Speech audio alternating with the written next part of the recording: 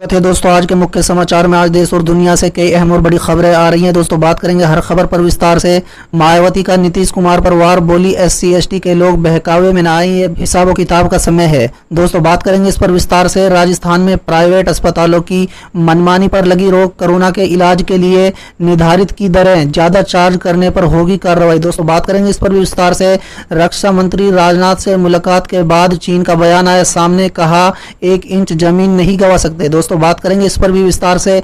पप्पू यादव ने कहा सत्ता मिली तो 3 साल में बिहार होगा एशिया का नंबर 1 प्रदेश, नहीं तो दे दूंगा इस्तीफा। तो दोस्तों बात करेंगे इस पर भी विस्तार से।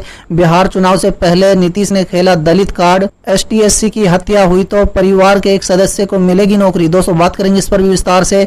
एमपी की राह पर राजस्थान, स्थानीय लोगों को ही मिलेगी सरकारी नौकरी। दोस्तों बात करेंगे इस पर भी विस्तार से। कांग्रेस के करीब हैं डॉक्टर कफील खान, थाम सकते हैं पार्टी का दामन। दोस्तों बात करेंगे इस पर भी विस्तार से। पश्चिम बंगाल में बीजेपी का लोकतंत्र बचाओ अभियान, कोलकाता पुलिस ने गिराया मंच। दोस्तों बात करेंगे इस पर भी विस्तार से। बिहार में पप्पू यादव की पार्टी ने फूंका चुनावी बिगुल, 94 सीटों पर जारी उम्मीदवारों की पहली लिस्ट। दोस्तों बात करेंगे इस पर भी विस्तार से। लालू दरबार पर गरमाई सियासत, कांग्रेस बोली बीजेपी जेडीयू नेताओं को लालू फोबिया हो गया है। तो दोस्तों चलिए देख लेते हैं आज की पहली बड़ी खबर। मायावती का नीतीश कुमार पर वार, बोली एससी एसटी के लोग बहकावे में ना आए, ये सब हिसाब किताब का समय है। जी हाँ दोस्तों, एससी एसटी परिवार के किसी सदस्य की हत्या पर पीड़ित परिवार को एक सदस्य के नौकरी को मुख्यमंत्री नीतीश कुमार के आदेश के बाद बसपा प्रमुख मायावती की प्रतिक्रिया सामने आई है। तो बता दें कि मायावती का कहना है कि बिहार सरकार के पूरे शासनकाल के दौरान अनदेखी और अब तक उनके लिए कुछ न करने का आरोप लगाया है। दोस्तों साथ ही एससी एसटी वर्ग के लोगों से किसी बहकावे में न आने की अपील की है। चलिए अगली खबर। राजस्थान में प्राइवेट अस्पतालों की मनमानी पर लगी रोक, कोरोना के इलाज के लिए निर्धारित की दरें ज्यादा चार्ज करने पर होगी कार्रवाई। जी हां दोस्तों, राजस्थान के स्वास्थ्य मंत्री डॉक्टर रघु शर्मा ने प्रदेश के कोरोना संक्रमितों को बड़ी राहत देते हुए प्रदेश के निजी अस्पतालों में कोरोना के इलाज के दौरान होने वाले शुल्क की दरें निर्धारित कर दी हैं। दोस्तों उन्होंने कहा है कि इन दरों के अनुसार ही सभी निजी अस्पतालें कोविड-19 संक्रमितों का इलाज करना होगा। दोस्तों साथ ही कहा है कि निर्देशों की पालन कड़ाई से नहीं करने वाले निजी अस्पतालों के विरुद्ध नियम अनुसार कार्रवाई की जाएगी। चलिए अगली खबर। रक्षा मंत्री राजनाथ से मुलाकात के बाद चीन का बयान आया सामने, कहा 1 इंच जमीन नहीं गंवा सकते। जी हां दोस्तों, भारत और चीन के बीच लद्दाख में सीमा पर लगातार तनाव बना हुआ है। इसी तनाव के बीच शुक्रवार को रक्षा मंत्री राजनाथ सिंह और चीन रक्षा मंत्री वोई फोंग ही की मास्को में 2 घंटे से अधिक समय तक बैठक हुई, जिसमें पूर्व लद्दाख में सीमा पर तनाव के कम करने पर ध्यान केंद्रित किया गया। दोस्तों बैठक के बाद पहली बार चीन का बयान सामने आया है, जिसमें उसने कहा है कि वो अपनी 1 इंच जमीन नहीं गंवा सकते।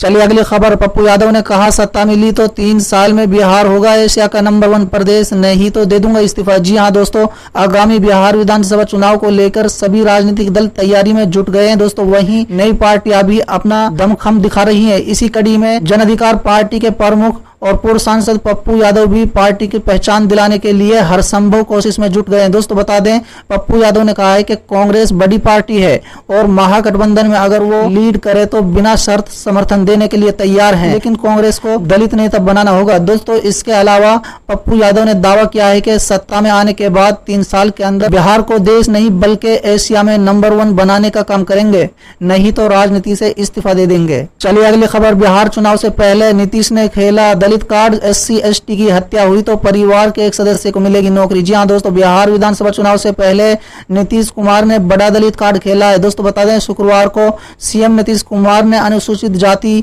जनजाति अत्याचार निवारण अधिनियम के तहत सतर्कता और मॉनिटरिंग समिति की बैठक की। अब नीतीश कुमार ने चुनाव के वक्त दलित कार्ड खेलकर 16% मतदाता को एक झटके में अपनी तरफ करने की कोशिश की है। दोस्तों इस बैठक के बाद सीएम ने अधिकारियों को आदेश दिया कि एससी एसटी परिवार के किसी सदस्य की हत्या होती है तो ऐसी स्थिति में पीड़ित परिवार के एक सदस्य को नौकरी देने के प्रावधान के लिए तत्काल नियम बनाएं। चलिए अगली खबर। एमपी की राह पर राजस्थान, स्थानीय लोगों को ही मिलेगी सरकारी नौकरी। जी हां दोस्तों, मध्य प्रदेश के बाद अब राजस्थान भी सरकारी नौकरियों को केवल राजस्थान के लोगों के लिए ही आरक्षित करने की तैयारी में है। दोस्तों मुख्यमंत्री अशोक गहलोत ने इसके लिए अधिकारियों को निर्देश दे दिए कि इसका परीक्षण करें। सीएम गहलोत ने कहा है कि जब अन्य राज्य इस तरह के कानून बना सकते हैं तो राजस्थान क्यों नहीं बना सकता। चलिए अगली खबर, कांग्रेस के करीब हैं डॉक्टर कफील खान, थाम सकते हैं पार्टी का दामन। जी हाँ दोस्तों, बता दें कि डॉक्टर कफील खान आने वाले दिनों में राजनीतिक करियर चुन सकते हैं। कफील को कुछ विपक्षी पार्टियों से सहानुभूति मिल रही है। उन्होंने हालांकि कांग्रेस के प्रति